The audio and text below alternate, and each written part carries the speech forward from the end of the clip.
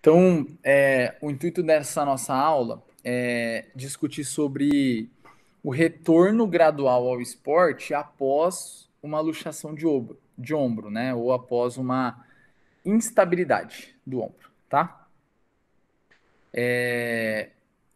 A instabilidade de ombro, né? A luxação do ombro, ela acomete mais homens e homens jovens, principalmente que estão inseridos em esportes de contato. Como o exemplo que vocês estão vendo aí, o handball ou o rugby, esportes onde você tem aí umas pancadinhas no ombro de vez em quando, né? Sendo que 85% das luxações de ombro normalmente são anteriores, a cabeça do húmero desloca para frente. E o principal mecanismo associado a essa luxação anterior é exatamente o que vocês estão vendo nessa foto aqui, ó. Extremo de abdução com extremo de rotação externa. Porque é nessa amplitude que a cabeça do húmero ela desliza para baixo e desliza para frente. Então ela vai deslocar anteriormente. Se você tem um trauma nessa região posterior do braço que empurra a cabeça para frente, isso aumenta muito a chance de que a luxação aconteça. Então, a maioria esmagadora das luxações de ombro, elas acontecem de forma traumática, beleza? E luxação é diferente de subluxação. Então, quando você tem um histórico como esse aqui, ó, de que o indivíduo estava dormindo, sentiu que o braço saiu do lugar. E aí ele movimentando o braço dele ali, fazendo um movimento para cima, para baixo ali, pum, reloca. É bem provável que não tenha ocorrido uma luxação. Da mesma forma lá no esporte e tal, tomou uma pancada. Tá, o ombro saiu um pouquinho ali, trouxe para o lugar. Relocou, né? Que a gente chama. Cientificamente é relocar. Isso condiz com uma subluxação. Quando o indivíduo consegue trazer para o lugar sozinho, ou ele fala assim: ah, meu ombro parece que saiu do lugar e voltou. Isso é considerado uma subluxação. Numa luxação, especificamente, quando você perde o contato total da cabeça do húmero com a glenoide, dificilmente o indivíduo vai conseguir relocar sozinho. Precisa normalmente de um profissional, um médico, para fazer essa relocação, certo? E é muito difícil prevenir essas lesões, porque normalmente elas estão relacionadas primeiro a um mecanismo traumático. Então o cara toma uma pancadona lá no braço, não tem músculo que segure, não tem o que fazer, é um trauma de alta energia, a cabeça vai no chá. E segundo, porque os principais fatores de risco relacionados a essa patologia, eles estão relacionados a alterações estruturais e congênitas. Por exemplo, indivíduos que apresentam laxidão ligamentar, que tem frouxidão ligamentar generalizada, eles estão mais expostos a luxar o ombro. Não tem o que a gente fazer, né? O cara nasce assim. Lesões prévias. Então, alguém que já luxou o ombro uma vez tem mais chance de luxar de novo. De novo. Não tem o que fazer. Ele já luxou o ombro, não tem como mudar a história. Outras variáveis aqui, ó, estruturais, como distância do processo coracoide para a cabeça do húmero aumentada, a largura, né, e o comprimento aqui da glenoide diminuídos, que diminua a área de contato entre a cabeça do húmero e a glenoide, também aumenta a chance com que uma luxação possa acontecer. Então, esses são os principais fatores de risco na literatura hoje. Força, amplitude de movimento não tem correlação como fatores de risco claros para que uma luxação de ombro aconteça. Então é muito difícil a gente conseguir prevenir essas patologias, entende? Do ponto de vista de classificação, as instabilidades de ombro elas podem ser adquiridas. No caso, por exemplo, de um atleta de arremesso, aquelas adaptações de ganho de rotação externa, perda de rotação interna, o GIRD, que acaba gerando uma pseudofrouxidão ali na região anterior do ombro, a cápsula anterior do ombro tende a ficar um pouco mais frouxa por conta da mudança da área de contato da cabeça do húmero, é considerado uma instabilidade adquirida. Você perde estabilidade anterior do ombro porque a cabeça do húmero não está mais tão encostada aqui na nos ligamentos da região anterior. Você pode ter a instabilidade traumática, né? Quando tem lá no esporte, o cara toma uma pancada, igual vocês viram no vídeo lá do rugby, ou, por exemplo, foi atropelado, né, ao longo da vida aí por um ônibus, sei lá, na rua. Traumática. E uma lesão atraumática, que pode ser involuntária. Então, a instabilidade atraumática involuntária pode acontecer, às vezes, em casos de epilepsia. O indivíduo tem lá uma convulsão e acaba tendo algumas contrações musculares involuntárias, e isso pode gerar uma luxação de ombro. Ou voluntária mesmo, ele vai fazer um arremesso e ele já tem um histórico de instabilidade naquele ombro, já luxou outras vezes e sozinho o braço dele ali acaba luxando, perdendo a congruência articular total. Esses são casos em que a instabilidade pode acontecer e são formas de se classificar, né? A etiologia da lesão. Sendo que as lesões traumáticas, elas tendem a evoluir para o tratamento cirúrgico. E as lesões atraumáticas, elas tendem a responder muito bem com o tratamento conservador, principalmente quando é a primoluxação, a primeira vez que o indivíduo luxa. O que eu quero dizer com isso? Além de definir, classificar se foi por um trauma ou se ela foi atraumática, também existem algumas outras variáveis mais importantes para definir se o tratamento cirúrgico ele é uma opção ou conservador é uma opção, que são as características clínicas do indivíduo. Por exemplo, a modalidade em que ele pratica, quais são as exigências para as atividades de vida diária dele também. Então, modalidades esportivas, por exemplo, com alto contato, esportes onde você tenha muita pancada, dificilmente ele vai evoluir bem com o tratamento conservador, porque não tem músculo que segure um ombro que é instável e toma porrada o tempo todo. Então, o tratamento cirúrgico pode ser uma realidade. Mas mais importante do que isso é que hoje já existem ferramentas que levam em consideração as características estruturais e clínicas do paciente e que definem se ele tem uma grande chance de evoluir com uma instabilidade recorrente do ombro, com uma instabilidade crônica no ombro. E através dessas ferramentas, o prognóstico é traçado e a melhor estratégia é definida. Uma das variáveis que participam da tomada de decisão clínica e dessas ferramentas que daqui a pouco eu vou mostrar uma delas para vocês, que possam definir se o tratamento conservador é uma realidade ou não, ou se a cirurgia é a melhor opção para aquele indivíduo, é o nível de lesões associadas que ele possa sofrer, a extensão dessas lesões, tá? As lesões associadas mais comuns a uma luxação de ombro são a lesão de Bankar, a lesão de Hill-Sachs e a lesão de SLAP. A lesão de Bankar se caracteriza como destacamento da região anterior e inferior do labrum da glenoide, associado a uma fratura da glenoide nessa região. Ó, tá vendo um fragmento ósseo aqui? Um outro fragmento ósseo aqui.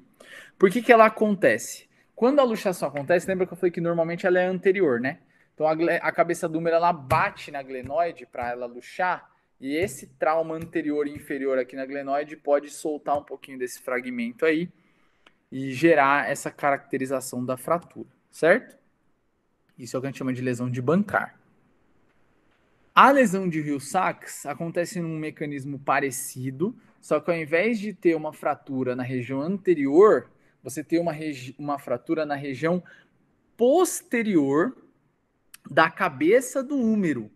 Então é um afundamento da região posterolateral da cabeça do húmero. Também por conta desse mecanismo da luxação. Então a cabeça bate na região posterior da cabeça, vai bater na região anterior da glenoide. Então a região posterior da cabeça sofre esse afundamento, a região anterior da glenoide é a fratura de Bankar. O afundamento da cabeça é chamado de Hill-Sachs. Ou pode acontecer também o que a gente chama de engagement, ou encaixe da cabeça do húmero com a glenoide aqui, ó, gerando esse Hill-Sachs. Essa é a segunda lesão associada mais comum na luxação de ombro. E a terceira é a lesão do labrum, ou a lesão de SLAP, que nos esportes é muito comum, principalmente em atletas de arremesso. Então, além de ter um defeito ósseo na glenoide, um defeito ósseo ali na cabeça do húmero, eu também posso ter um defeito em uma parte mole importante para a estabilização do ombro, que é o que a gente chama de labrum. Esses tecidos, o labrum, os ligamentos que são rompidos quando a cabeça luxa, né? O ligamento ele sai do contato total com a glenoide, assim como o vácuo que é gerado dentro da articulação por conta da cápsula articular, os ligamentos que mantêm a cabeça do húmero em contato com a glenoide, eles são responsáveis pelo que a gente chama de estabilização passiva da articulação glenomeral. Toda vez que você tem um defeito muito grande desses estabilizadores passivos, a sua capacidade de estabilizar uma articulação diminui muito. Então, quando eu luxo o ombro e eu tenho lá uma fratura de bancar grande, um afundamento grande na cabeça do húmero, que é o que a gente chama de lesão de Hill-Sachs, uma lesão extensa do labrum, associada à lesão ligamentar que acontece por conta da luxação, eu perco muita capacidade de estabilizar a articulação glenomeral. A minha estabilização passiva cai demais. E dependendo da extensão dessas lesões, não é possível compensar isso através dos estabilizadores ativos, dos músculos. Manguito, deltoide, cabeça longa do bíceps.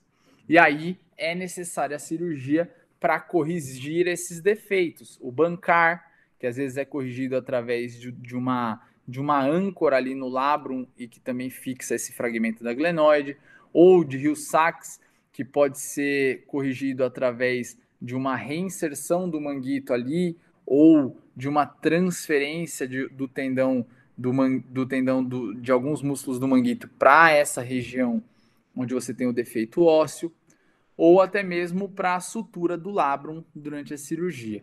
Então, basicamente, quando a gente fala em estabilidade articular, a gente vai voltar para uma balança aqui, ó, onde eu tenho um indivíduo que tem uma estabilidade passiva alta, tem todos esses tecidos muito íntegros, muito bem estabilizados, sem nenhuma lesão, eu preciso de pouca estabilidade ativa, porque esses tecidos que são estabilizadores passivos, eles já dão conta de manter a cabeça do húmero bem lá, estável na glenoide.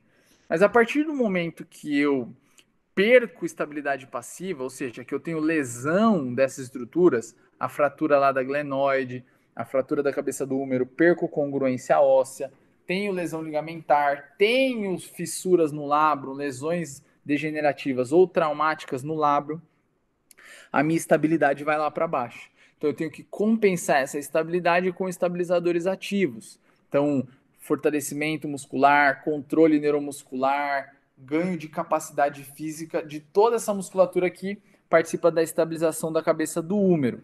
Então, os músculos do manguito, deltoide, cabeça longa do bíceps são importantíssimos. Só que pode ser que esse defeito seja tão extenso e a minha estabilidade passiva vá tão lá para baixo que eu posso ser o cara mais forte do mundo, que tem maior capacidade muscular do mundo, que mesmo assim eu não vou conseguir compensar esses defeitos, certo?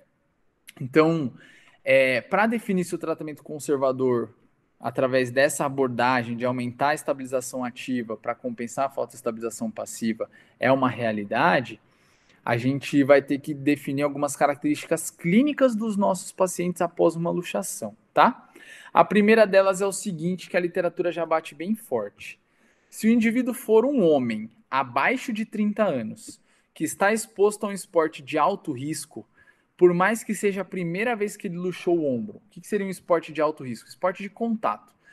Por mais que seja a primeira vez que ele luxou o ombro, ele tem uma alta taxa de recorrência. Ele vai para a cirurgia logo de cara. Agora, vamos supor que é um homem que tem 60 anos, não pratica esporte, a única atividade de vida diária dele é só lavar roupa. E ele luxou o ombro a primeira vez, se ele não tiver defeitos muito extensos, fraturas muito grandes por conta do trauma, etc., o tratamento conservador é uma opção. A maior chance de recorrência está ligada a essa quantidade de lesões anatômicas e a extensão dessas lesões anatômicas. E a gente ainda não sabe o que é melhor para outros subgrupos além de homens jovens e que praticam esportes de alto risco. que inclusive são os indivíduos que estão mais expostos a essas luxações, né? O tratamento conservador ele tende a funcionar muito bem quando você está na primeira vez que luxou, na primoluxação. Mas mesmo assim é importante levar em consideração as lesões anatômicas que ocorreram após ela. Fechado? Existe uma ferramenta que foi demonstrado ser confiável para definir ou traçar prognóstico de indivíduos que têm grandes chances de sofrer uma instabilidade recorrente no ombro, tá? Foi publicado ano passado na JOSPT esse paper aqui, ó, com esses autores. Essa ferramenta se chama PRIS, tá? Qual que é o objetivo do PRIS? Definir quem tem chance de evoluir para uma instabilidade recorrente no ombro. Através de 4 perguntas simples e pontuação de 2 questionários funcionais.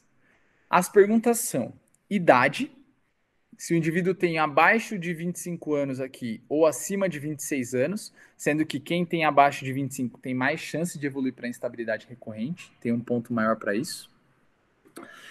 Lesão prévia, ou seja, se ele já luxou o ombro uma vez, além dessa vez que ele luxou agora, e qual ombro foi? Foi no ombro dominante ou no não dominante?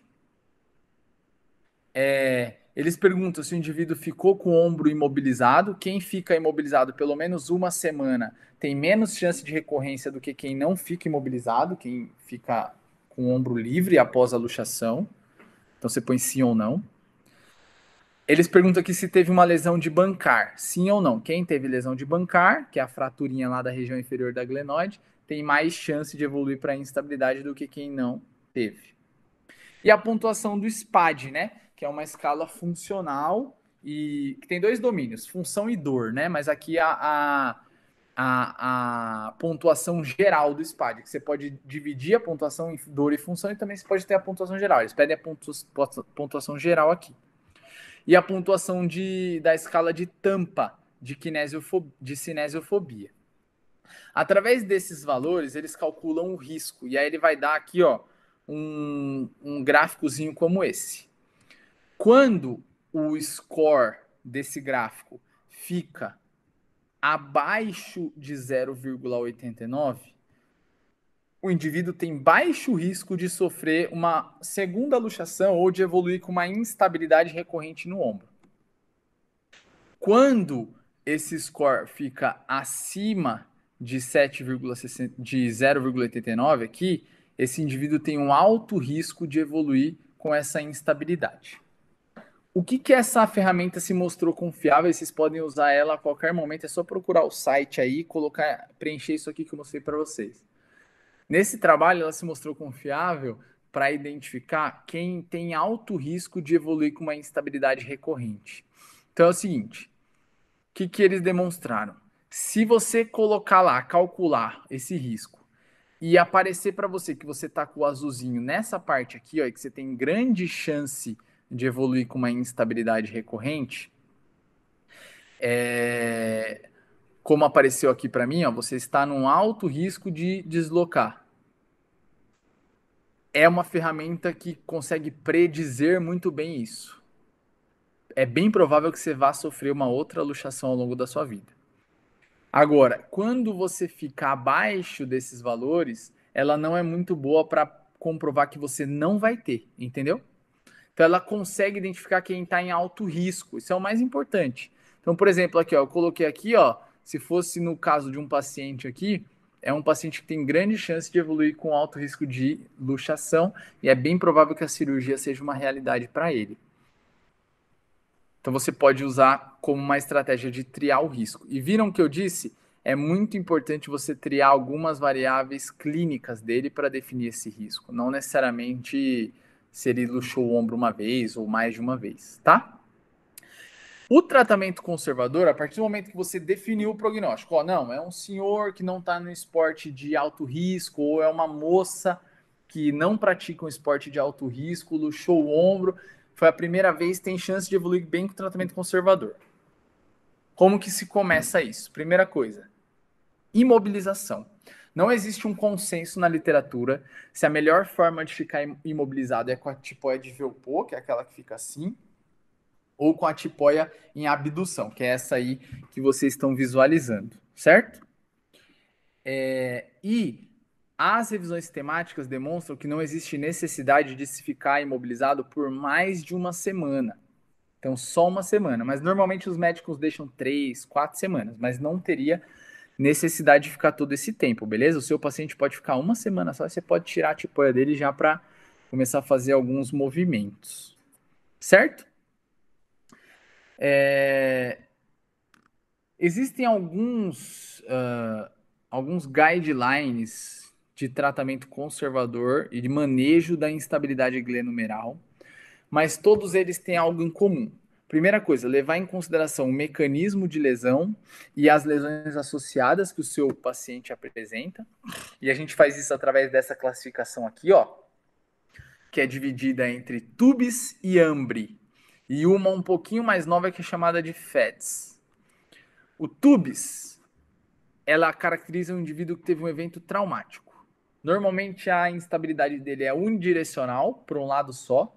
Você tem associação com uma lesão de Bankar e a cirurgia é uma realidade muito comum nesses indivíduos. AMBRE, normalmente são indivíduos que tiveram um mecanismo atraumático de luxação, sem ter uma pancada, ele luxou o ombro. Normalmente a instabilidade dele é multidirecional, é bilateral nos dois ombros e ele tende a evoluir muito bem com a reabilitação, principalmente com a musculatura que tem a capacidade de estabilizar a cabeça do húmero, certo? Mas hoje se leva mais em consideração essa classificação para a tomada de decisão, principalmente do tratamento conservador, que leva em consideração a frequência com que o indivíduo tem episódios de instabilidade, não necessariamente que ele luxa o ombro, mas que ele tem episódios de instabilidade. A etiologia da lesão, então se foi traumática ou atraumática, como que ela aconteceu. A direção, lembra que a luxação anterior é mais comum, normalmente ela é anterior, e a severidade, que leva em consideração lá os níveis de defeitos ósseos, né, Bankar, Hill-Sachs, o nível de extensão de lesão na cabeça, se teve fratura do húmero associada, ou se teve fratura da escápula associada, e por aí vai, beleza? Onde quanto mais severo, menor a chance do tratamento conservador. Então, levar em consideração como que a lesão aconteceu, sendo que o mecanismo atraumático tende a evoluir melhor com a abordagem que eu vou mostrar para vocês aqui agora. E entender do padrão de movimento do paciente, né, das exigências do dia a dia dele. A forma com que você vai reabilitar um indivíduo com instabilidade de ombro para voltar a jogar vôlei é totalmente diferente da forma que você vai reabilitar um indivíduo que lava roupa o dia inteiro só, né? Que não pratica nenhum esporte, por aí vai. Beleza? O que é importante? Dentro do raciocínio daqueles trabalhos que eu demonstrei para vocês, a maioria deles é baseado em trabalhos de biomecânica, e são alguns trabalhos que eu vou mostrar aqui para vocês, tá? Apesar de serem um pouco mais antigos, eles ainda embasam o raciocínio clínico do manejo dessas lesões. Esse trabalho aqui, por exemplo, ele avaliou a eletromiografia dos músculos do ombro e comparou o que acontecia com o sinal eletromiográfico desses músculos quando você causava uma lesão da cápsula anterior do ombro. E aí o que eles encontraram? Que a ativação do supraespinal e do serrátil anterior do ombro, ela aumenta quando você tem uma lesão da cápsula. Então, o serrátil anterior, que é um músculo que é muito trabalhado na estabilidade da escápula, ele também é um músculo que parece ser importante na estabilização do ombro, principalmente para exercícios de abdução acima da linha do ombro, que ele também trabalha ali na escápula, rodando ela para cima nessas amplitudes, né? Então, pensando na escápula, é um grupo muscular interessante de ser trabalhado em indivíduos que têm instabilidade do ombro, porque ele parece tentar compensar a falta de estabilizadores passivos sobre essa articulação. O deltoide e o supraespinal, a mesma coisa. Então, um trabalho de elevação do braço com o intuito em aumentar a capacidade desses dois grupos musculares de suportarem as cargas e estabilização no ombro também é muito importante. Tanto em amplitudes maiores com o foco principal no deltoide, assim como em amplitudes menores aqui, ó, com o foco principal no supraespinal. O supra trabalha um pouco mais nessa amplitude e o deltoide trabalha um pouco mais nas amplitudes maiores. Além disso, alguns trabalhos demonstram que você tem aumento da ativação eletromiográfica dos músculos do manguito também. Então você pode começar com exercícios bem simples como esse daqui, ó, próximo do corpo, trabalhando rotadores externos, próximo do corpo, trabalhando rotadores internos. Mas a gente só faz esses exercícios no início. Mais para o final da reabilitação, principalmente do meio para o final, quando esse indivíduo já tem mais capacidade, mais segurança de ir suportando amplitudes de abdução do braço, que a gente acaba buscando ali após 3, 4 semanas de luxação, a gente vai subindo esses exercícios e ajustando o vetor do elástico para trabalhar em amplitudes maiores, começando ali no plano da escápula e depois evoluindo para amplitudes acima da linha do ombro. Até chegar a movimentos como esse aqui que eu adoro. Eu gosto muito, muito, muito. Onde você faz o elástico tá puxando o ombro dele aqui, ó, para trás, como se fosse luxar o braço dele, né? Como se fosse trazer o braço dele aqui para o mecanismo de luxação, de lesão. E aí eu tiro a tensão sobre o elástico e solto esse elástico. Quando eu solto, o elástico puxa o braço dele como se fosse um mecanismo da luxação, e ele tem que lidar com essa instabilidade. Quando se fala sobre reabilitação de instabilidade articular, não só no ombro, em qualquer outra articulação, exercícios de perturbação, exercícios que gerem o caos sobre essa articulação do paciente, principalmente de forma inesperada, onde ele vai ter que lidar melhor com isso, são primordiais para você preparar o seu paciente para momentos do dia dele onde podem acontecer situações como essa, de movimentos ou traumas que possam tentar luxar o ombro dele e ele não pode deixar com que isso aconteça. Mas a gente só vai fazer isso mais para o final ali da reabilitação mesmo. Então ele fica ali com o ombro relaxado, quando eu solto o elástico puxa o braço dele para trás no intuito de gerar essa luxação. Além disso, esse outro trabalho aqui também demonstrou que quando você tem o tendão do cabo longo do bíceps íntegro ou até mesmo associado a uma lesão de bancar e você tem uma lesão ligamentar no ombro em amplitudes de abdução associado ao extremo de rotação externa, o cabo longo do bíceps também exerce uma função de estabilização sobre a articulação. Então, de novo, a gente pode começar com exercícios mais simples como esse, em amplitudes menores, certo? Com o braço sem tanta exigência aqui, ó. Imagina uma fase aguda, que o ombro está muito dolorido, você pode apoiar ele aqui em um triângulo, como eu estou fazendo aqui, e trabalhar o bíceps mais na função do cotovelo mesmo. Mas é importante chegar ao trabalho em amplitudes como essa, onde você tem mais exigência sobre o tendão do cabo longo do bíceps, pelo fato de estar trabalhando na flexão do ombro, certo? Acima da linha do ombro ali. E depois evoluir para trabalhos com maior exigência, né? Onde você vai realmente recrutar essa musculatura com o intuito de aumentar a capacidade, de fato. Você pode associar o trabalho ali com o uso de oclusão vascular, com que você pode trabalhar com pouca carga e ao mesmo tempo causar um estresse metabólico no músculo gigantesco. Eu estou fazendo aqui, ó, tanto para o bíceps, que a gente estava discutindo até agora, assim como aqui para o tríceps, no caso, e para o peitoral, para os músculos proximais do ombro. Apesar da oclusão estar distal ao peitoral, existem alguns trabalhos que mostram que o estresse metabólico é tão grande que gera a adaptação nos músculos proximais também, com onde você está realizando. E como eu falei para vocês, exercícios de instabilidade são primordiais quando você lida com estabilidade articular. Então põe ele ali apoiado num braço só e tenta gerar desequilíbrio, ele tem que suportar essas amplitudes no momento em que você está gerando sobrecarga sobre ele, em momentos inesperados ali, ó, que ele tenha que lidar. Então, quando se fala de instabilidade articular, exercícios de perturbação são primordiais, principalmente em extremos de amplitude que esse indivíduo tem dificuldade de suportar. Por exemplo, abdução associado ao extremo de rotação externa. Aí eu gero ali, ó, estímulos de instabilidade e ele tem que segurar.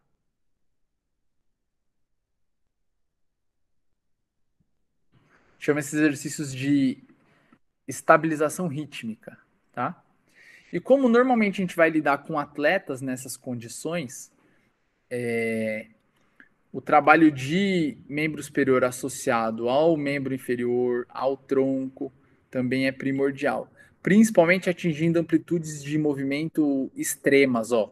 Então ele chega aqui, ó, no extremo de rotação interna de ombro com adução de ombro. Aí depois ele vai para o extremo de rotação externa com abdução de ombro.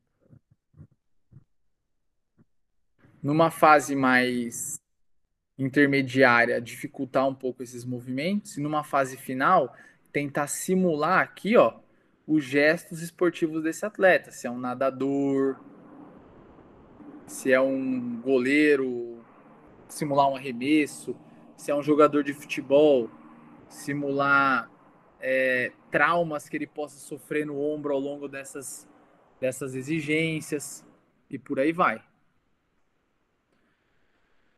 Muitos me perguntam sobre o uso de órteses, né? E alguns trabalhos eles trazem que utilizar uma órtese como essa aumenta a sensação de confiança do paciente, certo? E também alguns trabalhos de biomecânica demonstram que diminui um pouco a translação da articulação glenomeral. Você tende a gerar uma certa estabilidade ali de fato. Mas não existe evidência de que o uso de órteses como essa vão prevenir, por exemplo, uma segunda luxação ou uma instabilidade recorrente. Portanto, qual que é o intuito? É utilizar uma órtese como essa para gerar confiança no indivíduo e fazer com que ele suporte melhor as cargas que você vai administrar sobre ele. Mas o mais importante é você preparar o ombro dele para lidar com essas condições de extrema exigência do braço. Então, usar extremo de amplitude, gerar instabilidade para ele suportar. E se ele se sentir confiante com o uso de órteses, você associa o uso de órteses, mas a órtese não vai resolver o problema. Beleza? Isso precisa ficar claro. Mas de fato existem alguns trabalhos que mostram que gera mais confiança no paciente e pode ser uma alternativa sim nas nossas intervenções. Fechado? Com relação a critérios de alta, quando que a gente libera um atleta, né, para praticar o esporte dele normalmente? Então, déficits de força. Então, a avaliação de força é importante e se compara um lado com o outro, onde você pode ter aquela diferença lá no máximo de 10 a 15%. Mas o mais importante dessa diferença de um lado com o outro é a relação rotação interna, rotação externa, em que a gente tenta buscar uma relação de 1 para 1. Então, se eu gerei 100 quilos para interna, gerar 100 quilos para externa, por exemplo, certo? Dificilmente você vai conseguir chegar nisso daqui com um atleta, porque a rotação interna é sempre mais forte. Os músculos rotadores internos têm mais área de secção transversa, têm mais capacidade. Então, rotadores internos tendem a ser mais capazes do que os rotadores externos, tá bom? Aí a gente vai buscar aí no máximo uma relação de 1 para 1,2. Já seria uma relação excelente. Se você conseguir chegar a 1 para 1, melhor dos mundos, tá? Cuidado com relações de força entre 1 para 2, tipo 100 quilos para interna, 50 para externa, tá? Tenta melhorar um pouco isso, chegar aí numa relação de 1 para 1,2, 1 para 1,25. Aí já é muito interessante. Fechado? Esse indivíduo precisa estar praticando atividades funcionais sem dor no ombro e sem queixa de instabilidade. Isso é muito importante. E você pode utilizar testes funcionais como Y-teste, por exemplo. Você pode utilizar testes funcionais como Y, como CK-Quest, como Medicine Ball Throw, que é um teste que realiza arremesso da Medicine Ball, para testar a função do ombro também. Aí o teste que você achar que é mais relevante para a função dele. Então, por exemplo, um cara que pratica esporte de arremesso, eu não me preocuparia muito com o Y-teste, que é um teste que avalia só a estabilidade. Me preocuparia também com testes de retorno que avaliam performance do ombro. Agora, um cara que pratica um esporte de luta, por exemplo, um teste como esse é importante, porque em vários momentos ele vai estar com o braço apoiado no chão, tendo que suportar a carga do adversário e por aí vai. Fechado?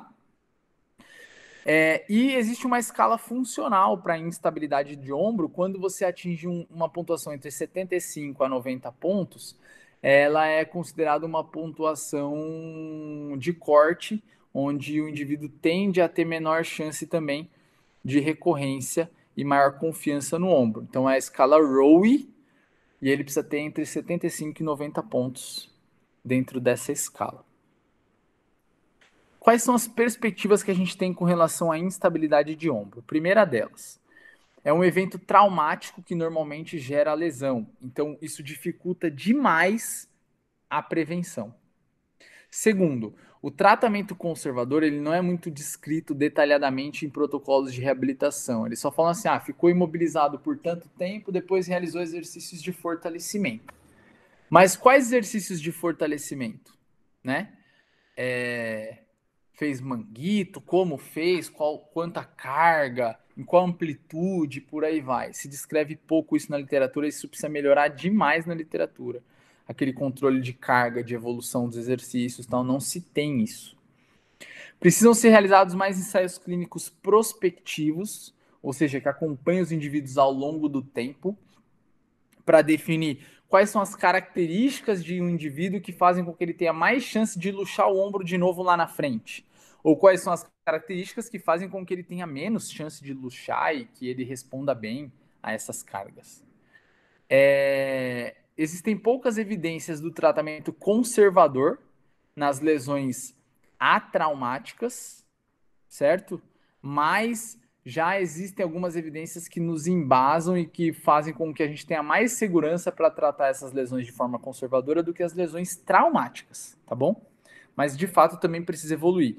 Mas eu hoje tenho mais segurança para tratar um indivíduo que luxou o ombro pela primeira vez de forma traumática, onde o resultado tende a ser muito melhor, do que um indivíduo que luxou através de um trauma, onde as lesões associadas tendem a ser maiores e automaticamente os nossos resultados tendem a ser piores. E tanto no tratamento cirúrgico quanto no conservador, a evolução do tratamento e os princípios de estabilização, eles vão ser os mesmos, certo? A gente vai tentar evoluir o mais rápido possível, respeitando o tempo de cicatrização dos tecidos. Por exemplo, um ligamento que foi rompido demora aí no máximo 4 semanas para se recompor. Então precisa se levar em consideração isso ao longo do processo de reabilitação. Dar um tempinho para ele cicatrizar o que restou de ligamento ali. Por isso que eu falei que exercícios acima da linha do ombro só depois de 4 semanas. E o mais importante, qual o músculo que é necessário para suportar as atividades daquele indivíduo, e é para isso que eu vou preparar ele. Lembra da história de preparar o paciente para o movimento em que ele está introduzido, né? O contexto que ele está introduzido no dia a dia. A gente precisa devolver essa capacidade para ele, e a gente vai ter que focar isso ao longo do processo de reabilitação. Certo?